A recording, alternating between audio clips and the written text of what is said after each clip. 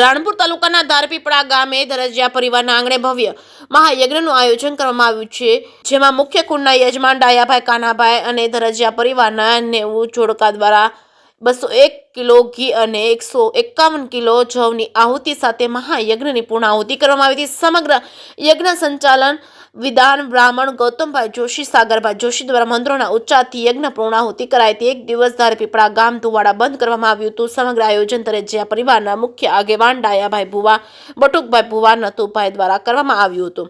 જે કેસની ગુજરાતી સાથે અશોક મેણિયા, રાણપુર। ખનાભાઈ પોલાભાઈ ધરજીયા, ગામ ધારપીપળા, તાલુકો રાણપુર, જિલ્લો બોટાદ। મારે ધરજીયા મેળવીમાંનો મધ્ય ઉત્સવ રાખ્યો છે, મહાયજ્ઞ 2 દિવસનો, અને ગોઠી માંડવો રાખેલ છે।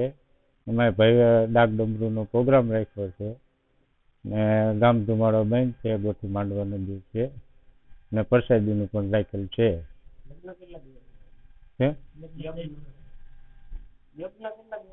યજ્ઞ 2 દિવસનો રાખેલ છે।